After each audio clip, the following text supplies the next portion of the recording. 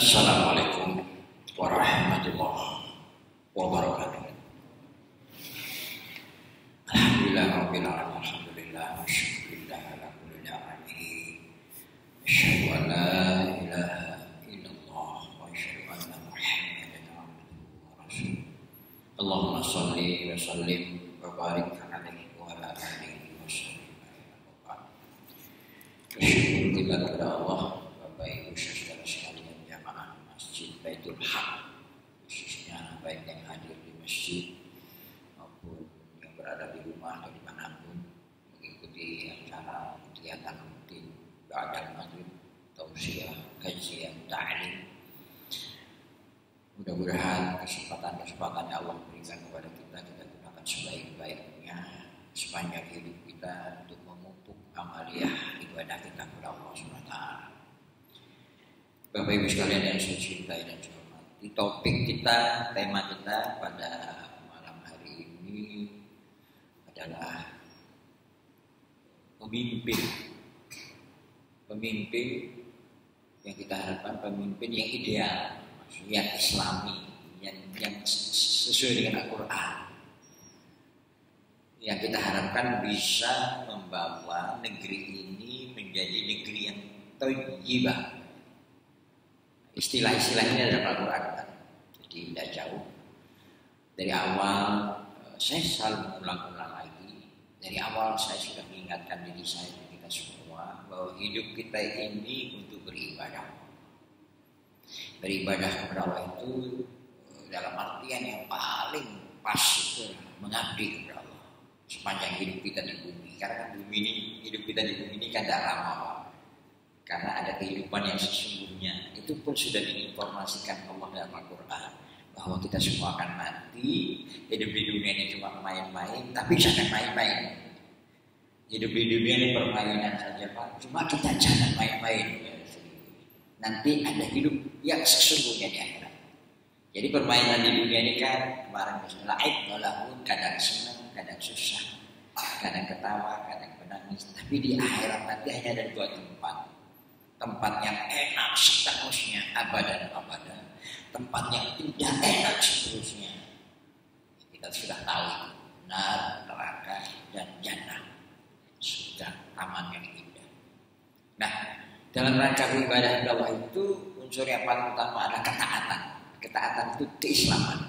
Jadi Islam itu sebetulnya artinya taat, taat, patuh. Jadi kalau nggak taat, nggak patuh, sebetulnya belum Islam. Ngapunten, sekalipun KTP-nya sudah lama, nama agamanya Islam. Masih ingat Bapak sekalian, saya pernah nyampaikan, Islam itu bisa menjadi sebuah nama, just a name of religion, cuma sebuah nama agama. Tapi Islam yang diharapkan Allah itu adalah menjadi sikap hidup, sepak terjang hidup, yaitu aslam, yuslimu Islam, tunduk patuh taat kepada Allah. Itu yang diminta Allah kepada kita. Wala tamutunna illa wa antum muslimun. Al-Quran. Makanya saya ingatkan, jangan lupa rujukan utamanya itu Al-Quran. Pegangan hidup seorang beriman sama Allah itu Al-Quran. Kalau mau selamat, mau hidup yang nyaman sesungguhnya ya Al-Quran. Saya berani menjamin mengatakan itu karena saya pernah kafir. Memang hidup jadi orang kafir itu enak teman, Pak. Maksud saya enak temenan itu ya bebas. Mau apa aja boleh, tidak ada larangan. Tapi kalau sudah Islam harus tunduk patuh kepada Allah. Dan larangan itu untuk selamat, untuk mencegah kita supaya tidak celaka. Perintah itu mengarahkan kita supaya selamat, nyaman, damai, dan itu sebetulnya itu. Saya pernah kafir, mohon maaf. Jadi saya bisa bedakan. Kalau saya bilang, saya pernah makan babi. Kalau ditanya babi enak kan? Kira-kira ya Bapak. Nah, yang tidak pernah tahu kan jangan ngomong tidak enak. Kalau sampai ngomong tidak enak berarti pernah tahu nyicipi. Jawabnya cuma ana la saya tidak tahu. Karena tidak pernah merasakan. Saya pernah merasakan. Nah, Islam ini ternyata Al-Quran ini menuntun hidup manusia dalam beribadah sama Allah secara totalitas. Kemarin saya juga ingatkan Islam itu membuka arah pikiran kita, akal kita untuk berpikir. Al-Quran itu memacu kita untuk berpikir. 13 kali Allah menggunakan kata-kata afala ta'qilu. Itu 13 kali. Apa kamu tidak gunakan akalmu? Apa kamu tidak mikir? Gitu. Jangan sampai akal itu tidak digunakan. Bukankah berbedanya kita dengan binatang itu cuma selisih gitu? Selisihnya cuma di akal. Kalau nggak punya akal Pak, nggak punten, jujur, kita kalah sama binatang. Bener ini, gak percaya sampean. Lahir hebat mana binatang sama sampean? Siapa di antara bapak ibu yang lahir langsung bisa berdiri? Tidak ada. Hewan itu lahir langsung bisa berdiri hanya beberapa menit. Kerbau sapi awake gede ngono gak pernah sesat lahir. Hanya berapa menit berdiri, bisa cari makan sendiri itu ayam. Mana di antara bapak ibu yang lahir langsung bisa berenang sekalipun anaknya angkatan laut? Atau bapaknya pelatih renang? Ada? Saya amati binatang itu, semua binatang itu bisa berenang Pak, padahal tidak pernah belajar berenang. Coba tes kucing itu. Kucing itu hewan takut air. Sampai ciprot itu layu. Coba lempar ke kolam, minggir dia berenang. Apa mana monyet? Apa namanya bekantan, itu monyet bekantan itu paling suka berenang, jugur-jugur itu. Ojo takut bajul lah, jagonya bisa berenang, jangan tanya ikan. Jadi itu contoh. Jadi akal, karena itulah masuk di akal juga ya, karena ayat pertama turun itu kan bunyinya ikrar, nih Pak, betul Pak ya? Ikrar itu artinya apa? Bacalah. Saya ingat tersentuh tergugah pikiran saya karena Ustadz ini menerangkan ikrar di situ artinya bukan baca ABC, bukan baca alif bata, tapi baca, telitilah, amatilah, perhatikanlah, itu termasuk baca. Kenapa? Logika. Karena Al-Qur'annya belum turun Pak, dalam mau coba kan gitu Pak. Ya betul ya. Ayat pertama kali turun ikrar, kan? Nah, Al-Qur'annya sudah ada. Al-Quran itu secara harfiah artinya bacaan. Dari kata qoro'a tadi, pembaca, yang membaca namanya qori. Kalau laki-laki, kalau perempuan qori'ah. Iqra kalimat perintah, bacalah. Bacaan secara tertulis gimana? Luar biasa. Nah, Al-Quran itu mengatur sistem hidup kita karena kita mengabdi kepada Allah. Dan mengabdi kepada Allah itu kapan? Ya sepanjang hidup. Mulai bangun tidur sampai tidur. Tidak ada yang tidak dituntun, diatur oleh Islam Pak. Jadi jangan sampai cuma fokus sholat, haji. Saya sering mengatakan, seseorang itu dilihat muslimnya bukan waktu sholatnya, bukan waktu hajinya, kelakuannya, akhlaknya di luar sholat, di luar haji. Sedangkan haji, sholat, siam Ramadan itu dalam rangka membentuk diri kita menjadi orang Islam benar-benar. Jadi ada Islam cuma sekedar nama, KTP-nya, nama agamanya. Ada Islam yang benar-benar orang itu tunduk patuh. Saya jamin kalau orang tunduk patuh taat Allah, itu dijamin Pak, pasti baik. Nah, kalau pemimpinnya seperti itu pasti baik dan dia tidak mengutamakan dirinya. Itu ciri khas pemimpin Islam. Pemimpin yang Islami, pemimpin yang Quran. Tapi kalau cuma nama agamanya Islam tapi kelakuannya tidak. Jangan dilihat rajin sholatnya, jangan dilihat cara dia umrohnya. Itu sedang umroh itu tidak mungkin macam-macam Pak. Sedang haji tidak mungkin macam-macam. Orang sedang sholat itu tidak mungkin macam-macam Pak. Kira-kira orang sholat bisa bohong nggak Pak? Ya ketika dia sholat tidak bohong Pak. Tapi di luar sholat godaannya banyak. Gimana? Ada nggak orang sholat yang kelihatannya sholat tapi nyolong, bujui? Kita tidak usah jauh-jauh. Kita mungkin. Kelihatannya sholat tapi nyolong. Maksud, artinya sholat itu belum membentuk dirinya menjadi orang yang tunduk patuh taat. Saya sering memberikan gambaran, ini Ustadz saya juga mengatakan, kalau orang Islam cuma nama agamanya, itu tidak ubahnya seperti orang namanya waras. Ya ada nggak orang namanya waras? Itu biar sakit Pak tetap dipanggil Pak Waras. Sudah masuk ruang ICU tetap dipanggil waras. Malah di kita itu ada namanya orangnya, namanya urip ya Pak ya. Sekalipun mati masih dipanggil. Malah teman saya ada namanya Uripo Pak. Tapi udah meninggal, pernah jadi anggota Dewan di Gresik, terus tidak jadi lagi, mungkin stres, tidak tahu lagi ya. Ada Uripo, ada tadi Waras. Nah, saya kembali pada tema kita. Nah, termasuk urusan kampung, urusan negeri, kehidupan. Wah, urusan kecil masuk WC aja ada aturannya.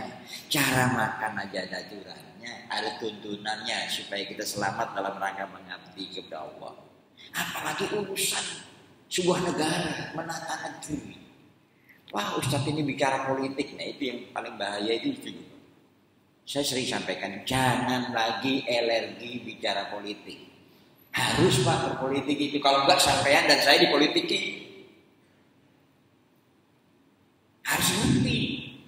Nabi itu seorang politis loh. Beliau tidak punya partai, tapi dia taktiknya bagus, taktik siasat. Politik bahasa aturan, bahasa Arabnya siasat. Di mana saja dibutuhkan. Kita ingatkan ketika Nabi Muhammad memimpin Madinah itu melahirkan konsep-konsepnya yang bagus sekali yang kita kenal dengan piagam Madinah. Ya sebetulnya kalau di Indonesia itu mirip-mirip dengan Pancasila. Saya nggak anti Pancasila itu. Saya itu konsep yang cukup bagus, Islami. Cuma kalau tidak memahami dengan baik dan tidak konsisten, nah itu yang kadang-kadang bertentangan. Yang pertama saja sila pertama itu apa Pak? Ketuhanan yang Maha Esa. Saya pernah sampaikan di sini, bukti orang menuhankan Allah itu taat. Kalau tidak taat sama Allah berarti tidak menuhankan Allah. Istiqomah. Di dalamnya ada keadilan sosial bagi seluruh rakyat Indonesia. Di dalamnya ada kemanusiaan yang beradab. Itu Islam semua Pak. Apalagi sila keempat gitu. Kerakyatan yang dipimpin oleh hikmah itu. Ada syura bainahum, musyawarah itu. Saya yakin kalau orang taat sama Allah, orang Islam benar-benar Islam. Orang yang belum Islam, yang belum Muslim, masih kafir Pak, bisa merasakan dampak manfaatnya, pengaruh luar biasa baiknya. Rahmatan lil Punten sekalian Bapak Ibu mungkin baca sejarah juga. Nabi Muhammad itu lahirnya di Indonesia apa di Arab? Di Arab ya. Ini biar mengingatkan aja. Di Mekah lah ya. Beliau diangkat jadi Rasulullah di Mekah, siapa tahu. Beliau diangkat jadi Rasulullah SAW itu jadi Nabi itu di tengah-tengah orang kafir apa di tengah-tengah orang Muslim Pak? Kafir itu. Sampean dan saya ini enak. Masih enak lagi sampean Pak. Tidak pernah jadi orang kafir kan. Ngaji dihimbau orang tua, sholat disuruh orang tua. Nah saya ketika mau belajar Islam, mau masuk Islam aja sulitnya setengah mati kok. Sunat aja sendirian, sembunyi-sembunyi. Ketahuan sholat aja dimarahin. Tapi luar biasa Rasul. Sendirian Pak, dibenci orang, dicaci maki orang, sampai perintah hijrah ke Madinah. Tapi dia bisa merubah. Nah itu pemimpin yang luar biasa. Cuma kalau Nabi Muhammad itu bukan pemimpin sebuah negeri atau sebuah negara Pak, terlalu kecil. Nabi Muhammad itu pemimpin umat manusia.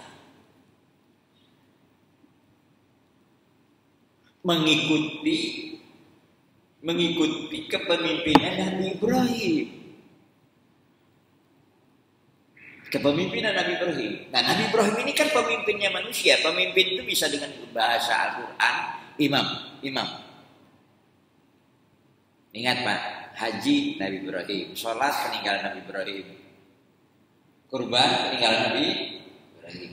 Di Al-Baqarah 124 itu. Al-Baqarah 124. Wa idibtala Ibrahim rabbuhu bi kalimatin fa atammahun. Qala inni ja'iluka linnasi imama. Ketemu ya? Ada. Sekarang gampang ya buka Al-Quran, ada HP itu. Ambillah pelajaran. Ketika Nabi Ibrahim dihadapkan dengan berbagai macam ujian-ujian, perintah-perintah berat sekali, dan kita tahu yang paling berat itu nyembelih anaknya. Apa di ayat itu? Fa atammahunna. Tamah itu tamat, Pak. Tamat itu bukan selesai, sempurna. Dia laksanakan dengan sempurna ketaatan itu. Tidak ada perintah Allah satupun yang dilarang, tidak dijalankan Allah. Dijalankan itu. Tidak ada larangan satupun yang dilanggar oleh Nabi Ibrahim. Apa kata Allah di situ? Ini jahiluka linnasi imam. Sesungguhnya aku jadikan kamu imamnya manusia, pemimpin manusia. Jujur saya Pak, kadang-kadang mimpin sebuah organisasi kecil aja susah Pak, karena manusia isinya. Ada sebuah masjid, saya juga sedang renovasi, begitu. Ada yang punya ide begini, ada yang begini, ada yang ngokong. Kamera nyumbang tapi cewek, ngomong. Terus ada satu yang jamaah bilang, Pak, si gak tepat-tepat itu tok mai Pak. Iya kalau itu kewan nanti tak uncama iso. Kadang-kadang orangnya kelihatan sholat kok, tapi mulutnya gak karuan Pak. Aduh. Kadang-kadang yang imami juga, dan itu repot sih. Saya belajar dari Nabi. Saya bilang kalau besi bisa tak bengkok, ya Pak ya. Manusia tidak gampang diluruskan. Nah, Nabi Ibrahim, Nabi Muhammad, pemimpin umat manusia. Dua nama ini selalu kita sebut. Jadi kalau pemimpin yang ideal itu tentu saja mendekati para nabi, para rasul polanya. Nabi Ibrahim dan Nabi Muhammad SAW. Itu patokan. Nah, dalam mengabdi kepada Allah, beribadah kepada Allah, Al-Quran jadi pegangan bersama. Ayatnya juga sudah saya sampaikan dulu. Kita itu bersaudara. Kita disuruh berjamaah bersama. Setelah setiap Jum'ah kita itu mendapat masukan dari Ustaz Khotib mengutip Ali Imran 102. Ini tolong perhatikan, ini kalau kita beriman sama Allah, beriman sama kalam Allah, Al-Quran 102 itu sampai 105. Kalau mau baca lengkapnya itu, saya sampaikan kepada jamaah saya NU maupun dari Muhammadiyah, coba konsisten dengan ayat ini. Sampai tidak boleh bercerai-berai, harus bersatu. Saya kalau mendengar kasus Palestina, sekarang ngumpul dana lagi, ada yang ngorong masjid-masjid itu, masjid cilik di Parangit. Sampai kalau begini itu sudah pernah selesai, karena umat Islam itu tidak bersatu, khususnya di Timur Tengah. Negeri-negeri Muslim itu ada yang mendukung, ada yang berhubungan diplomatik dengan Israel, seperti Maroko dan lain-lain. Ya, nggak tahu. Padahal mereka itu pintar bahasa Arab loh Pak. Moco Al-Quran itu ngerti, duduknya itu ya. Mesir. Dulu kan pernah terjadi kompromi akhirnya. Sebetulnya katanya Israel waktu itu kepepet tahun 78. Saya waktu itu belum Muslim. Trending sekali Pak di radio Australia tiap hari saya dengar siaran tentang tanah bola, muncul Camp David, perdamaian Camp David. Coba salah waktu itu presidennya Amerika itu Jimmy Carter, Anwar Sadat. Sebetulnya kalau umat Islam khusus Timur Tengah itu bersatu Pak, Israel, Amerika itu tidak wani sembarangan. Saya bilang bukan Amerikanya sebagai bangsa, ya. Pemimpinnya, pemerintahnya. Tolong, ngapunten, jangan sampai kita membenci salah satu suku bangsa di dunia ini, termasuk Amerika, termasuk Israel. Yang salah itu bukan bangsanya, Pak. Pemimpinnya, polisinya, kebijakannya. Umpamanya orang kita ya, ada yang korupsi dan kalau masuk korupsi kan tambah lama kok tambah jadi, itu gak lereng-lereng. Padahal itu programnya KKN dulu, reformasi kan memberantas KKN, kok tambah lama kalau membantu. Apa mau sampai yang disebut bangsa Indonesia itu bangsa maling? Kan tidak mau Bang, yang maling ya dia atau sistemnya yang salah. Saya paling gak suka kalau ada orang yang bilang, dulu Dulu di kampung saya ada yang bilang, orang Madura itu lakuannya enggak karuan. Sampai kalau mau ke Jawa itu banyak yang takut. Jadi orang Madura. Karena saya punya teman orang Madura yang api-api. Yang elek kan bukan karena sukunya, memang sikapnya itu.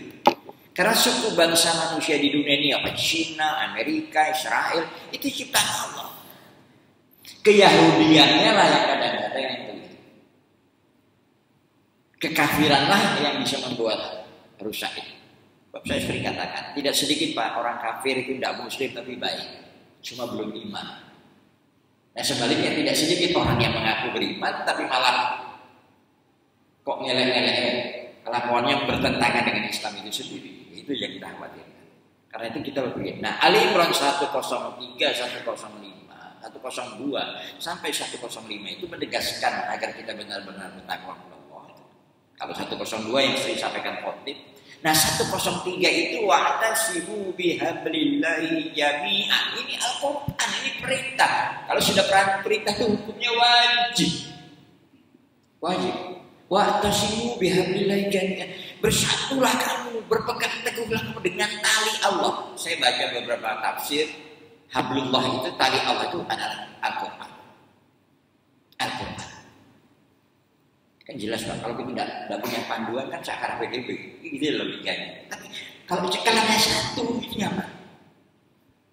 Itu konsistensi dan eksistensi dari kalimat tauhid. La ilaha Allah yang kamu tuhankan, bukan jabatanmu, bukan pangkatmu, bukan sukumu, bukan macam-macam. Allah, kalau sudah Allah jangan begini, jangan. Kamu harus begini. Jadi perintah Allah. Wa'tasimu bihablillah jami'an. Berpegang teguhlah kamu bersama-sama dengan tali Allah. Nah, di situ ada larangan. Kalau sudah larangan, hukumnya haram. Tolong, yang haram itu bukan hanya judi, bukan hanya babi, bercerai-berai, berpecah belah juga haram. Silakan, dia kan jelas itu. Persatuan. Wala tafarraqu, janganlah kamu berpecah belah. Ini diserukan kepada orang beriman. Nah, 105 itu ditegaskan lagi kan. Jadi belum tentu orang beriman itu tidak disiksa.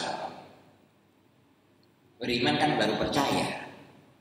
Kalau tidak sungguh-sungguh beriman berarti dia tidak taat. Baca Quran Pak. Ya ayyuhalladzina aminu. Hai orang-orang beriman, sungguh-sungguhlah kamu beriman. Islam kan adilmu juga ada. Nah, Ali Imran 105 sambungan dari 103 itu. Wala takunu kalladzina tafarraqu wakhtalafu min ba'di ma ja'ahumul bayyinat. Janganlah kamu menjadi orang yang seperti berpecah belah, berbeda pendapat, berselisih terus. Padahal sudah datang ada penjelasan dari Allah. Ulaika lahum azabun azim. Bagi mereka azab pedih. Padahal itu orang beriman. Monggo kalau baca seperti itu. Monggo selamatkan diri kita tidak hanya modal percaya tapi tidak taat. Percaya tapi taat. Sebab saya pernah sampaikan ada orang yang percaya tapi tidak taat. Gak usah jauh-jauh di sekitar kita mungkin banyak Pak. Mungkin di sekitar kita. Kalau ditanya Tuhanmu siapa? Allah. Agamamu apa? Islam. Sholat enggak. Bingung. Ada enggak? Ada enggak orang Islam enggak sholat? Mungkin banyak kata orang itu. Ini kalau melok pemilu bisa menang Pak. Karena banyak-banyakan. Yang mudah-mudahan sekarang sadar. Saya pernah mengkritik sistem pemilu ini karena sistemnya semua orang ikut milih.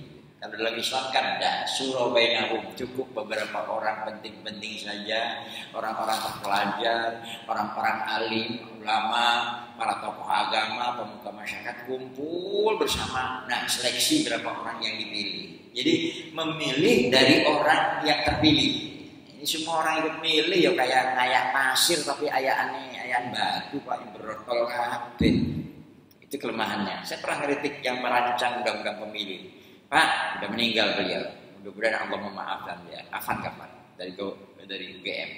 Tahun 99 saya pengawas pemilu 99 bersama Pak Syamsuri Martoyoso Pala.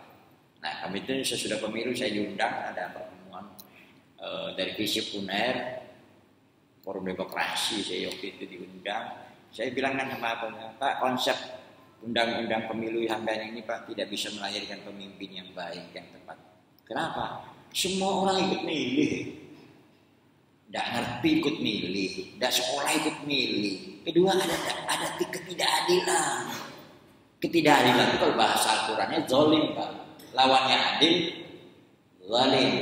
Apa Ustaz? Dan orang sekolah suwe-suwe, angel-angel sampai gelar profesor, kalau nyoblos nilainya berapa? 1. Itu juga sekolah, nilainya adil ya? Kalau sudah tidak adil itu zolim Pak. Tidak sekolah, tenang aja di rumah. Yang buta di rumah aja, yang cacat di rumah aja. Ada yang pinter-pinter, yang kuat-kuat, yang milih. Tapi dia merasakan hasil pemilihannya terwakili. Itu terwakili, itu wakil. Ada seorang dosen undang ibu waktu itu, dekan, Pak Ustadz. Ya Pak Ustadz kok punya konsep begitu? Saya belajar dari Islam, memang Islam tidak mengatur secara khusus tentang politik. Saya menangkap inspirasi dari tuntunan Allah. Karena Allah tidak nyuruh semua orang sholat, tidak nyuruh semua orang siam Ramadan. Islam itu selalu mengawali dalam fikih itu yang wajib sholat, akil balik kan? Ini akalnya jalan. Balik itu mengerti sampai pengetahuan, bukan umur. Saya tidak tahu ahli fikih yang menetapkan bahwa balik itu laki-laki apa? Mimpi ya. Saya bukan itu. Mengerti. Kalau perempuan suku, mohon maaf, saya bukan meremehkan. Suku di pedalaman, Pak, itu gampang ditipu. Apalagi jauh-jauh, apalagi zaman dulu. Itu sekalipun usianya 40 itu belum balik Pak, belum mengerti sebetulnya. Malah apalagi yang cacat, yang buta ikut nusuk, aduh kesian Pak. Saya bilang tidak usah ikut nusuk, tapi merasakan hasilnya. Nah saya bilang sama ibu itu, Bu, kita orang Indonesia dan Muslim, sampai harus punya konsep sendiri, jangan niru Amerika terus. Amerika itu pendidikannya rata-rata sudah tinggi. Dan mereka negara pendatang loh Pak, penduduk aslinya sudah ada Amerika itu. India kan Pak. Bapak, ibu saya kasih contoh. Ibu punya anak 5, mau beli baju di plaza buat anak-anak. Saking demokrasinya ibu suruh anak milih sendiri. Kacau Bu, hancur. Lebih baik ibu yang memilihkan, tapi dia merasakan hasil. Itu. Lebih baik kakaknya yang dewasa yang memilihkan, adiknya merasakan hasil dari yang dipilihkan. Itu kalau sistem. Makanya surah beda. Tapi kita tergantung yang ada di beberapa negara ini kan tidak sama Pak sistemnya. Ada sistem komunis yang kita tidak pernah lihat pemilunya juga ya kan. Ada orang bilang sistem monarki kerajaan. Sebetulnya dalam Islam ini sistem kerajaan tidak ada sebetulnya. Kenapa? Kelemahan sistem kerajaan seperti Arab Saudi itu hanya keluarga raja Pak yang bisa jadi raja, pemimpin. Jadi sekalipun mokong masih bisa jadi pemimpin. Itu istilahnya sekarang dinasti ya, dinasti. Jangan. Kadang-kadang tidak sistem dinasti tapi kenyataannya seperti dinasti itu jangan. Sebab hanya menonjolkan keluarga semua. Itu mengakibatkan orang yang betul-betul berkualitas nggak bisa jadi. Karena itu kalau di Arab Saudi sekalipun sampai pinter, taat, baik, tapi kalau bukan anak raja tidak bisa jadi raja. Nah, ada sistem demokrasi itu yang sering dilulukan manusia. Pemilihan tergantung rakyat. Saya sering bilang ya, tergantung rakyat itu tergantung rakyat yang banyak gitu. Ini seperti Indonesia. Nah, kalau Islam sendiri sebetulnya ya tadi itu syura bainakum. Terserah, ada teman-teman yang sekarang mendengungkan khilafah. Wah, saya bilang monggo terserah, saya bilang mau di Arab sendiri tidak kenal khilafah itu sekarang itu. Yang penting bukan namanya sebetulnya. Bukan namanya, tapi Quran itu membumi dalam kehidupan kita sehari-hari. Itu nanti akan mewujudkan sebuah negeri yang thayyibah. Thayyibah itu indah, bagus. Baldatun thayyibatun rabbun. Sebuah negeri yang indah berada dalam naungan ampunan Allah. Jadi dia tidak melenceng dari Allah. Atau istilah lain dalam Al-Quran ada lagi Pak. Itu kampung, perkampungan. Kan negara itu kan terdiri dari kampung-kampung. Itu Koryatun, Korea, Korea yang aman dan tenang. Koryatun aminatun mutmainnah. An-Nahl 112. Kalau enggak 112, 113 ya. Allah ada kasih contoh sebuah kampung dulu keadaannya aman, tentrem. Tapi penghuninya itu banyak yang tidak cocok dengan Allah, tidak bersyukur, kufur. Maka terbalik kenyataannya, Pak. Mudah-mudahan tidak seperti di Indonesia ini ya. Saya ngeri kadang-kadang lihat, Pak, ada rumah bagus, penghuninya di atas. Saya belum lewat lihat TV kemarin deh. Di Satron ini kok ratusan juta hilang, padahal orangnya di atas, di bawah SSTP-nya. Nekat banget itu. Padahal yang diharapkan Allah itu Qaryatun aminatun mutmainnah. Wa daraballahu masalan qaryatun kanat aminatan mutmainnah. Qaryah yang aman dan tenang. Hari saya sering menggunakan kata-kata aman dan nyaman. Ternyata istilah saya ini sekarang jadi populer. Tidak pernah dikasih thread bahwa itu pernyataan saya. Dulu DSS kan sering-sering ngomong begitu. Bukan hanya aman, tapi nyaman. Ada aman, tidak nyaman, Pak. Rumahnya bagus, besar, tapi pagarnya tinggi-tinggi, satpamnya banyak, itu aman, tapi tidak nyaman. Kalau mau aman-nyaman itu, tidak ada satpam pun, tidak ada pagar pun, enak. Nah, itu aman. Sepeda motor, mobil, tidak usah digembok, aman, nyaman. Itu yang sebenarnya diharapkan. Tidak tahu di Arab Saudi masih begitu enggak? Konon kalau kita perhatikan di Mekah itu ya Pak ya, kalau sholat kan cuma dikeberi pas azan, yang jual di luar itu ditutupi, ditinggal sholat, aman. Saya bilang coba contoh di pasar turi sekali-kali begitu, waduh Pak, orang ditutup aja amblas apalagi enggak. Dan sekarang sepeda motor, mobil aja diparkir karena kaum Melayu. Nah ini kondisi yang kalau kita jawab kontras dengan Quran. Atau kalau merujuk ke Al-A'raf 96, itu sebuah negeri, kampung, negara yang bertaburan berkah Allah. Apa berkah Allah? Kebaikan dan kebahagiaan biasanya. Nah, apa ukurannya orang yang pemimpin yang Islami, pemimpin yang Qurani? Sama tadi yang saya lihat dari awalnya katakan. Ukurannya ketaatan kepada Allah. Orang itu taat kepada Allah. Taat itu kan dilihat dari sikap perilaku siapapun dimanapun dia. An-Nisa 59 dari rujukan utama Pak. An-Nisa 59. Ya ayyuhalladzina amanu atiiullaha wa atiiur rasulahu wa ulil amri minkum. An-Nisa 59. Ya ayyuhalladzina amanu atiiullaha wa rasulahu wa ulil amri minkum fa in tanaza'tum fi syai'in farudduhu ila Allah wa rasulih in kuntum tu'minuna billahi wal yaumil akhir dzalika khairun wa ahsana ta'wila. Ini Allah yang menyatakan. Panduannya ini Pak. Hei orang-orang yang beriman. Jadi seruannya orang beriman. Taatilah Allah dan Rasul. Dan taatilah ulil amri. Ulil amri itu ya kita sering dengar umarah kan. Umarah itu sering kita terjemahkan pemerintahnya. Sebetulnya umarah itu dari kata-kata amr gitu loh. Amar itu yang nyuruh. Amar itu menyuruh. Nah ini bedanya dengan takmir ya. Kalau beda Pak. Antara amar yu'amiru itu takmir ini kemakmuran. Kalau amar itu memerintah. Pakai hamzah. Kalau takmir pakai ain. Innama ya'muru masajid. Tapi kalau innama ya'muru itu yang nyuruh. Yang nyuruh itu kan pemerintah biasanya, yang perintah sampai ada. Makanya negara Raja Arab itu tidak menggunakan kata-kata amir, tetapi khadimul haramain, pelayan dua kota suci. Taatilah Allah dan taatilah Rasulnya, dan taatilah pemerintahmu, yang nyuruhmu, yang memerintahmu, yang mengatur urusanmu itu pemerintah. Tapi perhatikan, minkum itu taatilah Allah dan Rasulnya dan orang-orang memerintahmu di antara kalian yang taat. Gitu loh. Ayatnya seperti itu Pak.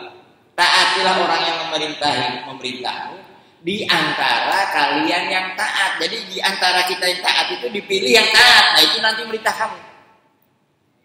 Kalau ada persoalan, segera kembalikan kepada Allah dan Rasulnya. Kalau kamu betul-betul beriman kepada Allah dan hari akhir, itu yang terbaik bagi kamu dan itu perumpamaan yang terbaik. Bapak Ibu sekalian, ini standarnya. Jadi pemimpin yang bisa melahirkan kethayyibatan, kita bersyukur Pak. Indonesia ini Masya Allah luar biasa. Luar biasa. Cuma kalau kita salah kelola Pak, akibatnya seperti ini. Contohnya beras harga tidak jelas, barangnya juga tidak jelas. Kemarin saya beli di Selepan karena temanan saya di Gresik. Bulan lalu 23, sekarang dia 32. Itu kulaan gabahnya aja dia kemenjuwangi, padahal dia di Gresik Pak. Saya pernah ngomong sama Pak Karso waktu jadi gubernur, karena habis Jumatan biasanya di kantor gubernur itu di Baitul Hamdi itu duduk-duduk. Ya Pak Yai Ustaz, kabar berasnya waktu itu ada krisis juga. Ya biasa-biasa aja Pak. Sayangnya saya bilang kita itu tidak bersyukur. Dalam artian tidak ngelola dengan baik dan benar anugerah Allah. Tanah subur kita habis-habisi jadi tidak karuan. Contoh Sidoarjo itu tanah subur, Rungkut itu tanah subur. Kampung sempat saya tinggal itu loh, tanah subur sekali udah jadi emas. Nah ini kan sejak saya mengalami baru tahu merasakan pemerintah itu si Pak Harto Pak. Zaman Pak Karno saya tidak terlalu mengerti ya. Tapi zaman Pak Harto itu memang terpusat waktu itu hanya ke Jakarta. Jadi kalau mau terkenal kan ke Jakarta semua kesedot ke sana. Malah ada pengusaha waktu itu saya ceramah halal bihalal di Gosgate itu dari Indofood ya, Pak Sudi Batmono. Waktu itu acaranya Bogasari halal bihalal di situ. Asistennya ngomong, "Pak, ayo Pak pindah Jakarta Pak," katanya. Situ kan RCTI ada. "Enggak Pak, saya di Surabaya aja melok Komloh aja, enggak pindah-pindah. Saya enggak mau melok Dorce. Dorce kan pindah ke Jakarta." Dulu kan kalau orang mau terkenal harus ke Jakarta Pak, karena gulanya di sana, semut kan datang semut. Nah, 98 baru ada sedikit perubahan, ya kan gitu ya. Cuma belum total. Nah, kalau dari dulu manajemennya benar Pak, negeri ini tidak akan seperti ini. Coba kita dianugerahi kapling-kapling tanah yang beda-beda itu. Tanah subur itu Pulau Jawa. Tapi juga rawan, karena apa? Ada gunung berapinya kan Pak ya. Tapi itu kan semua ada pengaruhnya, menyuburkan dan macam-macam. Bapak Ibu, tanah di Indonesia ini paling luas di mana Pak? Ada yang tahu? Mana? Kalimantan. Bukan karena tempat kelahiran saya loh ya. Saya memang tahu orang Kalimantan. Dan saya pernah di hutan, pernah di laut, pernah di sungai. Tahu betul isinya Pak. Malah kalau orang bilang banding-bandingkan, Kalimantan itu paling kaya ya Kalimantan Timur. Pusat pemerintahan pertama kali di Indonesia di mana Pak? Ada yang tahu? Mula Warman, Kalimantan Timur, Kerajaan Kutai di Tenggarong Pak, yang sempat jembatan dan runtuh itu. Saya mencatat itu kalau nggak salah pada tahun 400 Masehi. Kemudian baru Tarumanegara Jawa Barat. Baru Majapahit itu tahun 923 dan seterusnya. Nah, jadi kita dianugerahi tanah yang subur, bukan main. Hutan itu kayunya pernah sekian, dipeluk Kaisar itu habis semua. Sungainya luas, Mahakam itu dalam lagi, Barito, Kapuas itu Kalimantan Selatan, Kalimantan Tengah. Luas, berbeda dengan di sini. Jadi kan dibeda-beda kan sudah kaplingnya itu. Nah cuma tadi itu salah kelola hingga semua terkumpul di sini. Baru sekarang kita ngatasi macam-macam. Tapi sekarang masih banyak di Pulau Jawanya, bukan anti Jawa. Saya asli kan Kalimantan Timur. Tapi sekalipun saya bukan asli orang Indonesia, ayah saya kelahiran China. Saya juga tidak membayangkan bagaimana bapak saya itu kok bisa sampai ke Kalimantan pelosok itu dulu datang. Saya tanya tahun berapa? Sekitar 1908 katanya. Mbak opo itu? Kalau nggak naik perahu, pecah-pecah itu. Loh, kenapa datang ke situ? Ya pengen terubah nasib Pak. Karena di negerinya dulu kan susah. Nah, saya tahun 2007 ketika diajak teman-teman ke Cina sana baru melihat. Itu sawah tertata dengan baik Pak. Kebun lengkeng, lesi. Ya tidak mungkin habis totoannya. Padahal undang-undang dasar sampean itu sudah benar loh Pak. Apa? Tanah tiga-tiga itu dikuasai negara, dikelola dengan baik. Itu sistem yang cukup bagus itu. Nah hingga di sana itu saya kadang-kadang lihat apel itu berhamburan.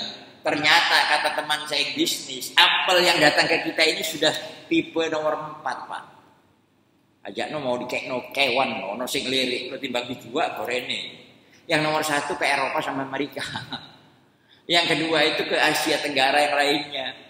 Yang nomor 3 ke daerah mana? Baru yang kira-kira sudah akhiran dikirim ke sini. Makanya kemarin ada bakul jual apa? Jual apel dari luar. Ciling-ciling ini 20.000. Iki lo akhiran kono dikirim dari. Masa kita nggak bisa? Saya yakin Indonesia itu tolong. Saya bilang ayo yang betul-betul. Nah itu kan perlu pemimpin. Pemimpin sekali lagi pemimpin yang taat, pemimpin yang ngerti Al-Quran. Saya melihat ini belum ada selama ini. Nah kalau betul-betul orang pemimpin taat di dalam kepribadinya ada pribadi seperti Nabi unsur 4 gitu loh. Orang itu lurus, sidik, sedekah itu membenarkan Allah, sidik. Jadi orang yang suka bersedekah itu juga orang yang membenarkan Allah. Sadaqallahul azim ya. Yang kedua orang itu amanah. Bisa dipercaya. Nah ini yang akan melahirkan rasa aman. Pak.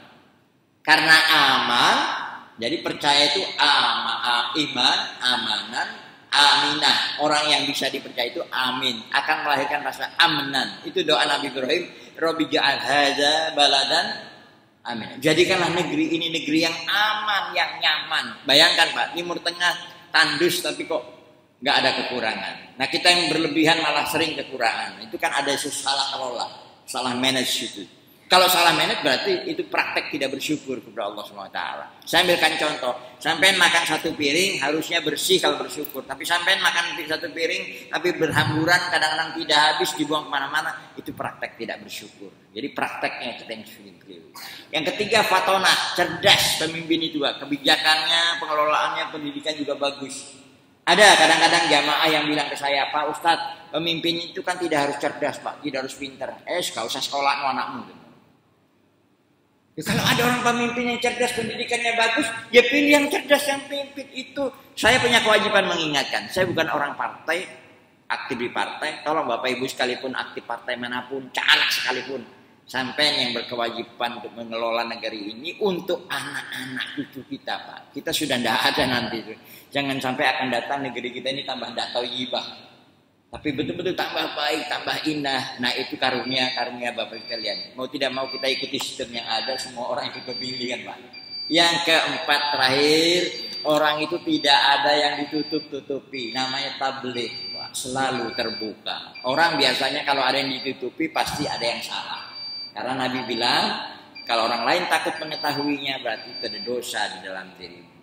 Nah, kalau sekarang ada 3 calon diperkirakan itu, saya kira Bapak Ibu bisa menebak orang seperti ini, mana orang itu harus ngerti Al-Quran, bagaimana bisa menjabarkan Al-Quran dalam hidup di masyarakat, Pak, kalau dia sendiri tidak ngerti Al-Quran. Nah, mudah-mudahan kita bisa bersatu, dan ini kewajiban kita semuanya.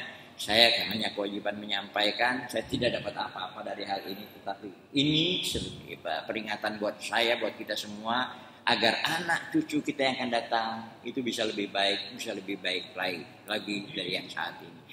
Akhirnya inilah yang saya sampaikan. Mudah-mudahan kita dianugerahi seorang pemimpin yang betul-betul bisa mengelola negeri ini dengan baik, menciptakan suasana yang aman dan nyaman, negeri yang thayyibah, negeri yang indah bertaburan barokah.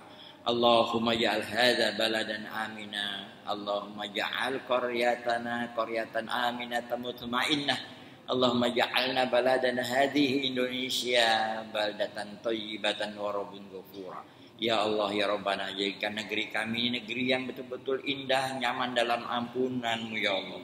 Karena itu ya Allah, anugerahkan kepada kami seorang pemimpin bersama wakilnya yang bisa mengelola dengan baik, menjabarkan pesan-pesan-Mu dalam Al-Quran untuk dalam kehidupan kami semuanya ya Allah. Allahumma rabbana atina fid dunya hasanah fil akhirati hasanah wa qina adzabannar. Subhana rabbika rabbil izzati amma yasifun wa salamun alal mursalin walhamdulillahi rabbil alamin. Amin ya rabbal alamin. Saya akhiri dengan doa kafaratul majlis. Subhanakallahumma wa bihamdika asyhadu an la ilaha illa anta astaghfiruka wa atubu ilaik. Wassalamualaikum warahmatullahi wabarakatuh.